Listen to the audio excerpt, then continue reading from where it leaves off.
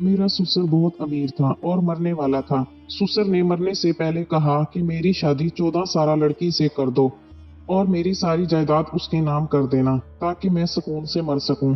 मेरी एक छोटी बहन थी जिसकी उम्र भी 14 साल थी। मैंने अपनी छोटी बहन की शादी अपने ससुर से कर दी।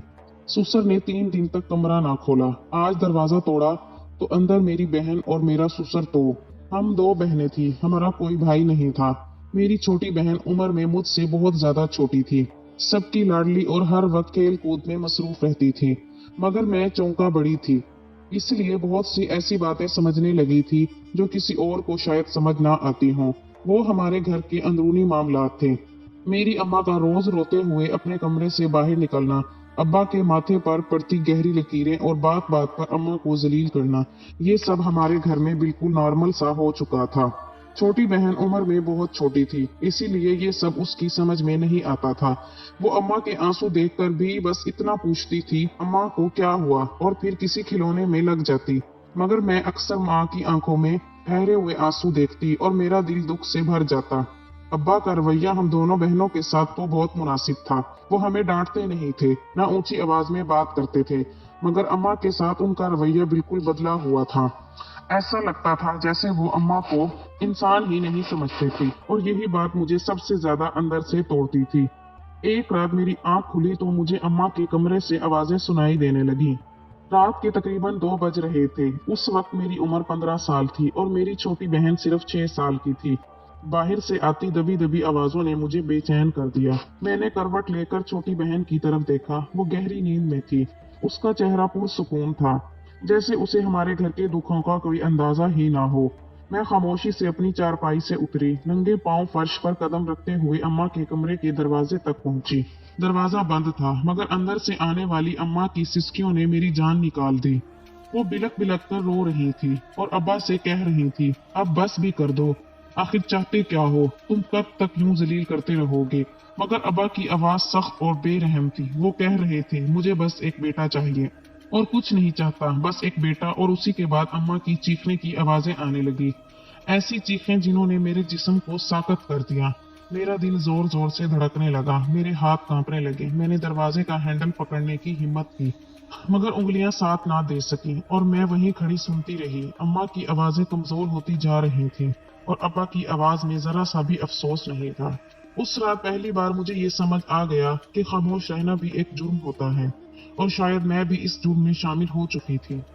कुछ देर में बुत बनी अपनी जगह खड़ी रही और उसके बाद मैं वापस अपने कमरे में आ गई। चारपाई पर लेट तो गई, मगर नींद आंखों से ओझल हो चुकी थी। अब्बा के वजूद से मुझे अचानक ही नफरत महसूस होने लगी थी, और मुझे ये बात समझ आ गई थी कि वो बेटे की ख्वाहिश में अपनी हर हद पार कर चुके हैं।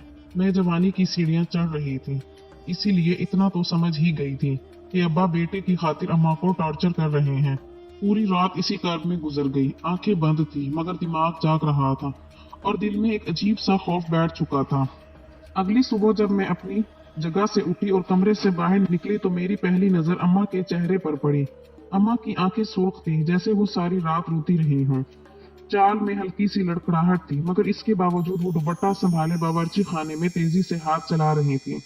मुझे देखते ही उन्होंने चेहरे पर एक छोटी सी मुस्कुराहट सजा ली और कहा, सजीला चल, स्कूल नहीं जाना क्या? 10वीं का आखिरी इम्तिहान है, आज इसके बाद तुझे मैं घरदारी सिखाऊंगी। अम्मा की बात सुनकर मैं वहीं चौकी पर बैठ गई और बेख्तियार कह बैठी, अम्मा घरदारी सीख कर फिर मैं क्या करूंगी? मेरे लहजे में एक अजीब सा इंतशार था। अम्मा ने चौंक कर मेरी तरफ देखा और बिल्कुल आम से अंदाज में बोली, तेरा किसी अच्छी जगह रिश्ता करके तुझे रुखसत कर दूंगी, सारी जिंदगी अपनी दहलीज पर बिठा कर थोड़ी रखूंगी। अम्मा के लिए ये बात शायद मामूली थी, मगर मेरे तन बदन में आग लग गई थी।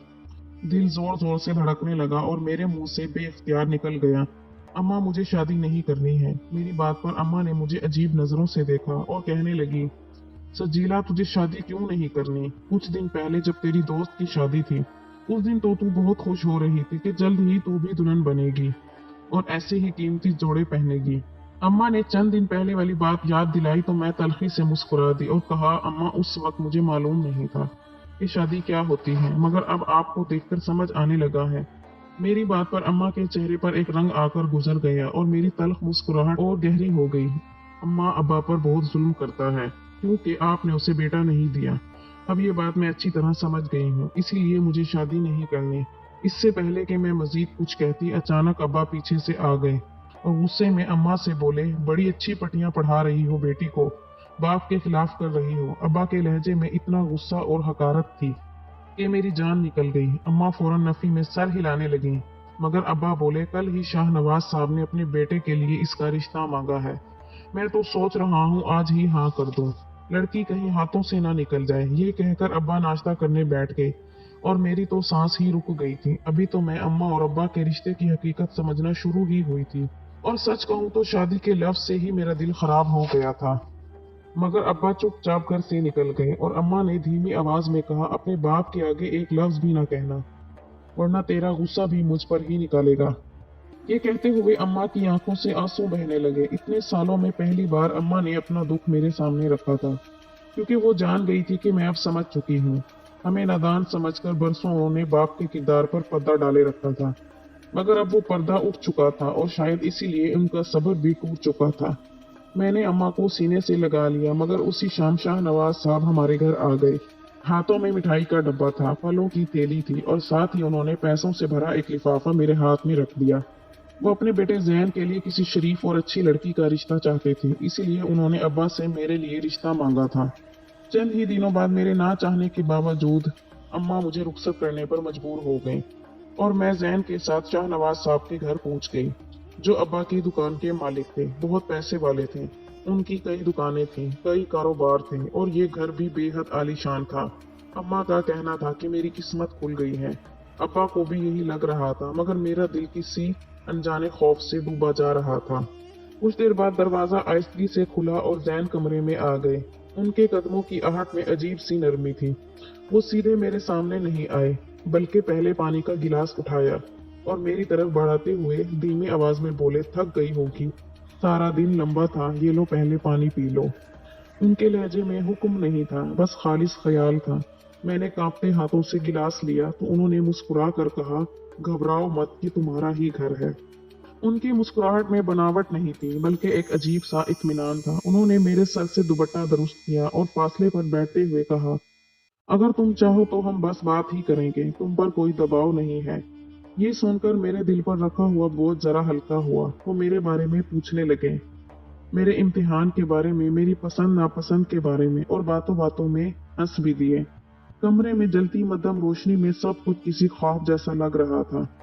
وہ لمحہ جس سے میں خوف زدہ تھی، وہ لمحہ اچانک اتنا ڈراؤنا نہیں لگا۔ زین کا رویہ اتنا شائستہ تھا کہ میں خود کو محفوظ محسوس کرنے لگی۔ انہوں نے کہا، شادی کا مطلب صرف ایک رات نہیں ہوتی سجیلا، یہ ایک ساتھ چلنے کا نام ہے، اور میں تمہیں وقت دینا چاہتا ہوں۔ ان کے الفاظ میں عجیب سا سکون تھا۔ اس رات کی تھوڑی سی خوبصورتی شاید اسی میں تھی کہ کوئی زبردستی نہیں تھی، کوئی چیخ نہیں تھی، کوئی خوف نہیں تھا، بس خاموشی تھی، احترام تھا اور ایک ایسا احساس کہ شاید ہر مرد ابا جیسا نہیں ہوتا۔ چند ہی دنوں میں ہمارا رشتہ بہت خوبصورت سا ہو گیا۔ زین کا رویہ ویسا ہی نرم اور خیال رکھنے والا رہا۔ گھر میں صرف میرے سسر تھے اور زین زیادہ تر کاروبار کی وجہ سے باہر رہتے تھے۔ میں نے آہستہ آہستہ گھرداری سنبھال لی تھی، مگر زین نے مجھے کبھی یہ احساس نہیں ہونے دیا کہ یہ سب صرف میری ذمہ داری ہے۔ انہوں نے خود کہا تھا، اگر تم پڑھنا چاہتی ہو تو میں تمہیں روکوں گا نہیں، بلکہ ساتھ دوں گا، اور انہی کی حوصلہ افزائی سے میں نے دوبارہ پڑھائی شروع کر دی۔ گھر میں چند ملازم بھی رکھ لیے گئے تھے جو میرے کاموں میں میری مدد کرتے تھے، اس لیے میرے پاس وقت بھی تھا اور سکون بھی۔ اماں جب بھی ملنے آتی تو ہر وقت شکر ادا کرتی نہ تھکتی، اور بار بار یہی کہتی کہ میرا فیصلہ بالکل درست نکلا ہے، میری بیٹی خوش نصیب ہے، زندگی واقعی خوشگوار اور خوبصورت لگنے لگی تھی۔ کسی چیز کی کمی نہیں تھی، نہ محبت کی، نہ عزت کی، نہ سہولت کی۔ میں نے پہلی بار دل سے ہنسنا سیکھا تھا، اور شاید پہلی بار مجھے یہ یقین ہونے لگا تھا کہ میری زندگی اب محفوظ ہے۔ مگر پھر اچانک ایک دن ایسا آیا جس نے سب کچھ بدل کر رکھ دیا۔ ایک ایسی بات سامنے آئی جس نے میرے قدموں تلے سے زمین کھینچ لی۔ شادی کے 2 مہینے بعد کی بات ہے، میں گہری اور پرسکون نیند سو رہی تھی کہ رات کے کسی پہر اچانک میری آنکھ کھل گئی۔ بستر پر ہاتھ بڑھایا تو میرے شوہر زین میرے ساتھ موجود نہیں تھے۔ دل میں ایک انجانا سا خدشہ ابھرا، اتنی سردی میں وہ کہاں گئے ہوں گے؟ یہی سوچتے ہوئے میں نے اپنے گرد شال لپیٹی اور خاموشی سے کمرے سے باہر نکل آئی، اور پورا گھر سنسان تھا، مگر ٹیرس کی طرف ہلکی سی روشنی نظر آ رہی تھی۔ میں نے اوپر نظر اٹھائی तो देखा जैन खुले टेरेस पर काफी फासले पर खड़े थे। ठंडी हवाएं तेज चल रही थी और मैं हैरान थी कि वो इस सर्दी में वहां क्यों खड़े हैं। मैं धीमे धीमे कदमों से कांपती हुई उनके करीब पहुंची। शायद उन्हें मेरी मौजूदगी का एहसास नहीं हुआ था, क्योंकि चंद कदम के फासले से ही उनकी आवाज मेरे कानों में साफ पड़ने लगी। उनका अंदाज बेहद मोहब्बत भरा था। वो कह रहे थे, बस फरजाना, चंद ही दिनों की बात है, अब्बा बीमार रहने लगे हैं, तुम थोड़ा सा इंतजार कर लो। तुम तो जानती हो ना कि मैंने सजीला से शादी कितनी मजबूरी में की है। अब्बा ने साफ कह दिया था, अगर मैं उनकी मर्जी की लड़की से शादी ना करता तो वो अपनी सारी जायदाद किसी ट्रस्ट के नाम कर देते। ना जाने इस सजीला में उन्हें क्या नजर आ गया था कि उसे मेरे सर पर ला बिठा दिया। मैं वादा करता हूँ तुमसे कि जिस दिन अब्बा ने सब कुछ मेरे नाम लिख दिया, उसी दिन मैं खुद सजीला को तलाक देकर तुमसे शादी कर लूंगा। मेरा और उसका ऐसा कोई ताल्लुक नहीं कि हमारी औलाद हो। सब कुछ खुद ब खुद मेरी झोली में आ जाएगा, क्योंकि मैंने उसे अपनी मोहब्बत के झांसे में उतार लिया है। अब्बा को भी यही लगता है कि मैं सजीला को दिल से कबूल कर चुका हूँ। देखना, बहुत जल्द अब्बा सारी दौलत मेरे नाम लिख देंगे और फिर मैं सजीला को छोड़कर तुमसे शादी कर लूंगा। आखिर बरसों की मोहब्बत है हमारी, इतना एतबार तो तुम्हें करना ही होगा। मुझे अपने कानों पर यकीन नहीं आया। चंद लम्हों के लिए ऐसा लगा जैसे मैं किसी और की कहानी सुन रही हूँ, जैसे ये अल्फाज मेरे लिए नहीं हैं। मगर ठंडी हवा के थपेड़ों के साथ जब जैन की आवाज दोबारा मेरे कानों से टकराई तो सच मेरे वजूद में उतरता चला गया।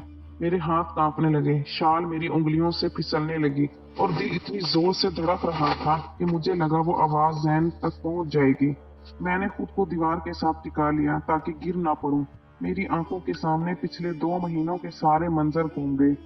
जैन की नरमी, उसकी मुस्कुराहट, उसके अल्फाज, वो एहतराम जिसे मैं मोहब्बत समझ बैठी थी, सब एक एक करके बिखरने लगा। मुझे एहसास हुआ कि जिस सुकून को मैंने अपनी खुशकिस्मती समझा था, वो दरअसल किसी और औरत के सब्र का वक्फा था और मैं खुद एक मोहरा थी, एक ऐसा मोहरा जिसे वक्त आने पर आसानी से हटा दिया जाना था। मेरी आंखों से आंसू बहने लगे, मगर मैंने सिसकी दबाने के लिए अपने होंठ काट लिए। उस लम्हे मुझे अब्बा याद आ गए और अम्मा की सुर्ख आंखें भी समझ आ गया कि जुल्म की शक्लें बदल जाती हैं मगर रूह एक जैसी रहती है। मैंने टेरेस की सर्दी में खड़े होकर ये भी जान लिया कि जैन का नरम लहजा भी एक चाल था, एक ऐसा झांसा जिसमें अपनी मर्जी से कैद हो गई थी। कुछ देर बाद जैन की आवाज खामोश हो गई। शायद फोन बंद हो चुका था या वादे पूरे हो चुके थे। मैंने एक लम्हा भी मजीद वहां रुकने की हिम्मत ना की। खामोशी से पीछे हटी, कदमों की आवाज दबाने के लिए सांस तक रोक ली और अपने कमरे में वापस आकर चारपाई पर बैठ गई। अब वो कमरा मेरा नहीं रहा था। वो बिस्तर जिसे मैंने एतमाद की जगह समझा था, मुझे कांटों जैसा लग रहा था। मैं सारी रात आंखें खोले छत को घूरती रही और दिल ही दिल में खुद से एक सवाल करती रही कि क्या वाकई में इतनी आसान थी? क्या मोहब्बत इतनी सस्ती होती है कि दौलत के कागजों के बदले बेच दी जाए? सुबह की अजान की आवाज ने मुझे चौंका दिया तो मुझे एहसास हुआ कि इस रात के बाद मैं वो सजीला नहीं रही जो कल तक थी। उस रात ने मुझसे मेरी मासूमियत छीन ली थी, मगर साथ ही एक अजीब सा हौसला भी दे दिया था कि अगर मुझे एक बार भी इस्तेमाल करने की कोशिश की गई तो मैं खामोश तमाशाई नहीं बनूंगी। मैं अपनी अम्मा जैसी जिंदगी नहीं जीना चाहती थी। इसीलिए मैंने दिल ही दिल में फैसला कर लिया था कि मैं अपने ससुर को सारी हकीकत बता दूंगी। मगर शायद किस्मत को कुछ और ही मंजूर था। उसी दिन अचानक मेरे ससुर की तबीयत बहुत खराब हो गई। वो दुकान से जल्दी वापस आए और सीधा अपने कमरे में बंद हो गए। मैंने उनके लिए खाना तैयार किया और फिर खाना और दवाइयां लेकर उनके पास चली गई। मेरा इरादा यही था कि आज मैं उन्हें सब कुछ बता दूंगी, मगर मेरे ससुर अजीबोगरीब सी बातें करने लगे। बहू, मेरी बीमारी उम्र की वजह से नहीं, तन्हाई की वजह से है। मैं अपने आखिरी वक्त में खुद को बहुत अकेला महसूस करता हूँ। जैन बहुत जिद्दी और लापरवाह बच्चा है। उसके पास पैसे की कोई कमी नहीं। मैंने कभी उसे किसी बात से नहीं रोका, मगर वो गलत दोस्तों की सोबत में पड़ गया। इसीलिए मैंने उसकी शादी तुमसे करवाई थी कि शायद वो सुधर जाए, और अब मुझे लगता है कि वो सुधरने लगा है। मगर मैं खुद बहुत तन्हा हूँ। मैं चाहता हूँ तुम मेरी शादी करवा दो, अगर कोई कम उम्र लड़की जो मुझे संभाल सके, मेरे बुढ़ापे को, मेरी तबीयत को, जिसके होने से मैं खुद को अकेला महसूस ना करूं। मेरे ससुर खांसते हुए न जाने क्या क्या कह रहे थे और मैं सत्ते में बैठी उन्हें देखती रही। यहाँ मैं अपनी बर्बाद होती जिंदगी को बचाने की सोच में थी और उन्हें इस उम्र में शादी की पड़ी थी। मैंने जब्त करते हुए कहा, अब्बा जी, आपको गलतफहमी हो रही है। जैन हरगिज नहीं सुधरा। आज भी वो किसी फरजाना की मोहब्बत में गिरफ्तार है। ये तो मेरा बड़ापन था कि मैंने आपसे कुछ नहीं कहा। ये सुनते ही मेरे ससुर ने चौंक कर मेरी तरफ देखा और पूछा, क्या सच कह रही हो? मैंने हाँ में सर हिला दिया। उनकी आंखों में आंसू भर आए और वो बोले, फरजाना एक गलत औरत है। वो सिर्फ दौलत के लिए जैन से शादी करना चाहती है। ऐसी औरतें घर बसाने वाली नहीं होती। मगर जैन ये बात नहीं समझता। जिस दिन दौलत उसके हाथ से निकलेगी उसी दिन उसे सब समझ आ जाएगा, क्योंकि वो लड़की खुद उसे छोड़ देगी। तुम मेरी शादी करवा दो, मैं सारी जायदाद अपनी बीवी के नाम कर दूंगा और फिर देखना जैन का दिमाग कैसे ठिकाने आता है। उनकी बात सुनकर मुझे शदीद गुस्सा आया। अगर यही करना था तो वो अपनी सारी जायदाद मेरे नाम ही कर देते। जैन को उसकी हरकत से अकल आ जाती, मगर उन्हें खुद शादी करनी थी। मैंने कहा, अब्बा जी, क्या वाकई आपको लगता है कि आपकी शादी इस मसले का हल है? वो बोले, हाँ बहू, मेरी तन्हाई भी खत्म हो जाएगी और जैन भी सुधर जाएगा। मुझे समझ नहीं आ रही थी कि मैं अपने बूढ़े ससुर को कैसे समझाऊं कि वो दूसरी शादी का ख्याल छोड़ दें और जायदाद मेरे नाम कर दें, तो भी मकसद पूरा हो सकता है। मगर शायद वो मुझ पर मुकम्मल एतबार नहीं करना चाहते थे। इसीलिए मैंने कह दिया, ठीक है अब्बा जी, मैं आपकी शादी के लिए लड़कियां देखना शुरू कर देती हूँ। उसके बाद मैंने अम्मा से बात की और उन्हें सारी हकीकत बता दी। ये सुनकर अम्मा ने एक लम्हा सोचा, फिर बोली, अगर ऐसी बात है तो फबीहा की शादी अपने ससुर से करवा दे। बुढ़ा चंद दिन का मेहमान है। सारी जायदाद फबीहा के नाम हो जाएगी तो तेरी जिंदगी भी संवर जाएगी और फिर हम फबीहा की शादी किसी अच्छी जगह कर देंगे। अम्मा की बात सुनकर मैं चौंक गई और बेख्तियार बोली, अम्मा ये तुम क्या कह रही हो? इतने बूढ़े आदमी से मैं अपनी 14 साला बहन की शादी कैसे करवा सकती हूँ? अम्मा दुख से मुस्कुराई और बोली, इसलिए कि तेरे अब्बा ने फबीहा के लिए एक अजीब सा लड़का पसंद कर लिया है। इससे पहले कि वो इसके साथ फबीहा को रुखसत कर दें, हम उसकी जिंदगी और मुस्तकबिल दोनों बचा लें। अम्मा की बात पर मैंने घबरा कर पूछा, अम्मा किसकी बात कर रही हो? तब अम्मा ने कहा, मैं फराज की बात कर रही हूँ, तुम्हारी फूफी का वो नालायक बेटा जो सारी उम्र निकम्मा बैठा रहा है। अब तुम्हारी फूफी ने तुम्हारे बाप के दिमाग में ये बात डाल दी है कि फबीहा की शादी इसी से कर दी जाए और तुम्हारे अब्बा भी इस पर राजी हो चुके हैं। मगर मैं अपनी बेटी की जिंदगी बर्बाद नहीं करना चाहती। जो बेटा ना होने का दुख तुम्हारे अब्बा के दिल में पलता है ना, ये भी तुम्हारी फूफी ही डालती रहती है। बात बात पर वही ताना देती हैं कि मेरा बेटा नहीं है। अम्मा की बात 100% दुरुस्त थी और मुझे ये सब समझ भी आ रहा था। और फिर मुझे ये मशवरा भी ठीक लगने लगा, क्यों ना मैं फबीहा को ही अपनी ढाल बना लूं। इसी तरह सांप भी मर जाता और लाठी भी ना टूटती। जब मैंने और अम्मा ने फबीहा से बात की तो पहले तो उसने बहुत गुस्सा किया, साफ इनकार कर दिया। वो रोने लगी, चीखने लगी, वो किसी बुरे आदमी से शादी नहीं करेगी। मगर जब दोबारा फराज का जिक्र आया तो उसकी खामोशी चीखों से ज्यादा गहरी हो गई, क्योंकि फराज का किरदार कैसा था ये हम सब जानते थे, निकम्मा, लापरवाह और बदजुबान। और दूसरी तरफ मेरे ससुर की उम्र, बीमारी से भी सब वाकिफ थे और वो अब चंद दिनों के ही मेहमान थे। फबीहा भी ये बात समझने लगी थी कि अगर वो कुदरती मौत मर गए तो सारी दौलत खुद ब खुद जैन के पास चली जाएगी और जैन मुझे तलाक देकर घर निकाल देगा। यहाँ बात सिर्फ तलाक की नहीं थी, बल्कि मेरे अंदर की जिद और गुस्से की थी। मैं खुद को इस्तेमाल होता नहीं देख सकती थी, इसलिए मैंने अपनी छोटी बहन को ही अपनी ढाल बनाने का फैसला किया। मैंने अपने ससुर को बताया कि मैंने फबीहा को उनके लिए पसंद किया है, तो उनका चेहरा खुशी से खिल उठा। वो बोले, तुम्हारी बहन भी तुम जैसी ही समझदार और अच्छी लड़की होगी। मैंने जब्त करते हुए कहा, अब्बा जी, सब तो ठीक है, मगर जैन को कौन मनाएगा? वो कभी राजी नहीं होगा। आप दूसरी शादी करें। मेरे ससुर मुस्कुरा दिए और बोले कि उसकी फिक्र तुम ना करो, मैं जैन को उसके दोस्तों के साथ घूमने फिरने के बहाने दूसरे शहर भेज दूंगा, कारोबार का बहाना बना दूंगा। चंद दिनों में निकाह हो जाएगा और उसे खबर भी नहीं होगी। अगले ही हफ्ते मेरे ससुर ने जैन को उसके दोस्तों के साथ घूमने फिरने के लिए दूसरे शहर भेज दिया। जैन की खुशी की कोई हद नहीं थी। पहले तो वो हैरान हुआ कि अब्बा ने अचानक इतनी आजादी कैसे दे दी, और वो भी पैसों के साथ। मगर दोस्तों की सफर के साथ खुशी में उसने ज्यादा सवाल ना किए और हंसता मुस्कुराता घर से निकल गया। जिस दिन वो गया उसी शाम मैंने अपनी बहन फबीहा का निकाह अपने ससुर से करवा दिया। मेरे अब्बा ने इस पर ज्यादा एतराज नहीं किया, क्योंकि वो भी ये बात जानते थे कि मेरे ससुर के पास बेतहाशा दौलत है और शायद उनके नजदीक यही सबसे बड़ी जमानत थी। मैं अपनी 14 साला बहन को रुखसत करवाकर अपने ससुर के घर ले आई। फबीहा का चेहरा जर्द था, आंखों में खौफ और आवाज में कपकपाहट थी। वो बार बार मुझसे पूछ रही थी कि बाजी, मैं इतने बूढ़े आदमी के साथ कैसे रहूंगी। मैंने उसे सीने से लगाकर बस यही कहा, घबराओ नहीं, ये सब आर्जी है, चंद दिनों की बात है, वो बहुत बीमार है, तुम्हें बस खामोशी से वक्त गुजारना है। उस रात फबीहा बहुत परेशान थी, उसका जिस्म थकन और खौफ से कांप रहा था। और मैं उसे तसल्ली देती रही कि सब ठीक हो जाएगा, मगर सच ये था कि मैं खुद भी अंदर से टूट रही थी।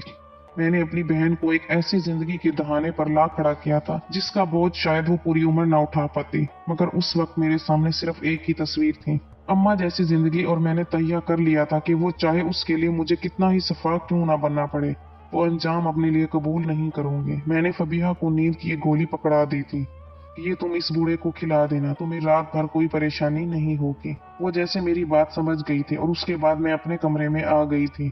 अगली सुबह मैं इंतजार में थी कि दरवाजा खुलेगा और मेरी बहन बाहर निकलेगी, लेकिन सारा दिन दरवाजा ना खुला। मैंने वक्फे वक्फे से दरवाजा बजाया, लेकिन अंदर से कोई आवाज ना आई। मैं बहुत ज्यादा घबरा गई थी, इतनी ज्यादा खौफजदा हो गई थी कि मैंने किसी को बताया भी नहीं। मैं बार बार फबीहा को पुकारती रही थी, और फिर मैंने खौफ और परेशानी के जेर असर जोर जोर से दरवाजा पीटना शुरू कर दिया, और फिर दरवाजा अचानक ही खुल गया। अंदर का मंजर देखकर मेरे रोंगटे खड़े हो गए। दरवाजा खुलते ही जो मंजर मेरी आंखों के सामने आया, उसने मेरे वजूद को सुन करके रख दिया। कमरे में अजीब सी खामोशी थी, ऐसी खामोशी जो कानों में शोर बनकर गूंजती है। पर्दे आधे खुले थे और मध्यम सी रोशनी अंदर आ रही थी। बिस्तर पर मेरा ससुर बिल्कुल साकित पड़ा था, आंखें बंद, चेहरा जर्द, जैसे सांस कब की इस जिस्म से रुखसत हो चुकी हो। और उसके साथ ही बिस्तर के एक कोने में फबीहा बैठी थी, दीवार से टेक लगाए, घुटनों से सर लगाए, आंखें खुली हुई मगर खाली, बिल्कुल खाली। मैंने चीख कर उसका नाम लिया, फबीहा, मगर वो हिली तक नहीं। मेरे कदम खुद ब खुद आगे बढ़े। दिल इस जोर से धड़क रहा था कि सीना फट जाएगा। मैंने कांपते हाथों से ससुर की नब्ज चेक की, मगर कुछ नहीं था। वो मर चुके थे, वो वाकई मर चुके थे। इस लम्हे मुझे न जायदाद याद आई, न जैन, मुझे सिर्फ अपनी छोटी बहन दिखाई दे रही थी, जो जैसे एक ही रात में बच्ची से बहुत बड़ी हो गई थी। मैंने उसे हिलाया, फबीहा मुझे देखो, प्लीज मुझे देखो। तब उसकी पलकें हिली, वो आहिस्ता आहिस्ता मेरी तरफ मुड़ी, फिर उसके मुंह से एक ही जुमला निकला, बाजी। वो उठे ही नहीं। मैंने उन्हें सिर्फ नींद की गोली दी थी, मैंने उन्हें नहीं मारा है, मैंने कुछ नहीं किया है। वो घबरा कर मेरे सीने से लग गई थी और मेरा दिल बैठ गया। मैंने अपने ससुर के फैमिली डॉक्टर को फोन किया और उन्हें बताया कि अब्बा उठ नहीं रहे हैं, आप घर आ जाएं। थोड़ी ही देर में डॉक्टर उन्हें चेक किया और कहने लगे, ये तो रात के किसी पहर ही इस दुनिया से गुजर गए। रिपोर्ट यही बनी कि दिल का दौरा पड़ा था। उम्र, बीमारी, कमजोरी, सब वजूहात मौजूद थी। किसी ने कोई सवाल नहीं किया, और अगर किया भी तो मैंने इतना ही कहा कि वो बहुत बीमार थे। जिंदगी ने उन्हें इतनी मोहलत ही नहीं दी थी कि शायद वो कोई फैसला कर पाते। इससे पहले कि सब कुछ फबीहा के हवाले होता, वो इस दुनिया से गुजर चुके थे। नींद की गोली शायद उनकी बीमार हालत में बहुत ज्यादा खतरनाक असर दिखा गई थी, इसलिए फबीहा को मैंने फौरन अम्मा के पास भिजवा दिया। वो इस हालत में नहीं थी यहाँ एक लम्हा भी रह सके। अम्मा उसे देखकर रो पड़ी, बार बार उसके सर पर हाथ फेरती रही, मगर फबीहा जैसे किसी और दुनिया में थी। उसे यही लग रहा था कि उसकी वजह से ये सब कुछ हो गया। मैं एक अजीब से सन्नाटे में चली गई थी। मैंने अपने शोहर को फोन करके हिलाया था, बुलाया था। वो तो बिल्कुल ही बेयकीन से थे और उनके पीछे अचानक से ये क्या हुआ, लेकिन कहीं ना कहीं उनका दिल अंदर से कुछ भी था, क्योंकि वो जानते थे कि अब सब कुछ उन्हें मिल जाएगा। और मैं ये सोचकर खौफजदा हो रही थी कि अब मुझे तलाक हो जाएगी। जिस तलाक से बचने के लिए, जिस शोहर को सजा देने के लिए मैंने इतना सब कुछ किया था, वो शोहर मुझे छोड़ देगा और उसे वो सब मिल जाएगा जो वो चाहता था। ससुर के जनाजे के बाद मेरे शोहर ने खुशी खुशी वकील को बुलाया और मेरे ससुर की वसीयत खोली गई। मैं दिल ही दिल में खौफजदा थी, अपने आगे की जिंदगी सोच रही थी। अगर मैं वापस अपने घर जाती तो एक बार मुझे अपने माँ बाप के झगड़े देखते हुए, और शायद मुझ ऐसी लड़की के लिए दोबारा कोई रिश्ता ना आता कि शादी के बारे में तो बहुत ही कम लोग जानते थे। इसीलिए उसके बेवा हो जाने पर मैं या अम्मा इतना परेशान नहीं थे जितना मेरे तलाक याफ्ता होने का सोचकर हम परेशान थे। ससुर की वसीयत खोलकर वकील ने पढ़ना शुरू किया था और धीरे धीरे सबके सर पर से आसमान गिर पड़ा था, क्योंकि वो हुआ था जिसका मैंने सोचा भी नहीं था। सारी जायदाद फबीहा के नाम थी, सारी घर, दुकानें, बैंक बैलेंस। जैन के चेहरे पर गुस्सा, हैरत, बेयकीनी, सब कुछ था। ये सब कुछ कैसे हो गया? फबीहा कौन होती है कि अब्बा ने न जाने से पहले सब कुछ उसके नाम कर दिया। वो गुस्से और नफरत से मुझे देख रहा था, जबकि मैं तो खुद भक्का बक्का थी। और फिर वकील साहब ने उसे बताया कि उसके अब्बा ने फबीहा से शादी कर ली थी। वकील मेरे ससुर के बेहतरीन दोस्त थे और उन्होंने ना सिर्फ अपने दोस्त को शादी के बारे में बताया था, बल्कि न जाने कब किस लम्हे एक वसीयत लिखकर उस पर एक दस्तखत भी कर दिए थे, जिसके मुताबिक अब सब कुछ फबीहा का था। जैन की आंखों में नफरत थी, बेइंतहा गुस्से से पूछ रहा था, तुमने ये सब कुछ क्यों और कैसे किया है? मैंने बहुत सुकून से जवाब दिया, जो तुम करना चाहते थे बस वही मैंने उल्टा कर दिया।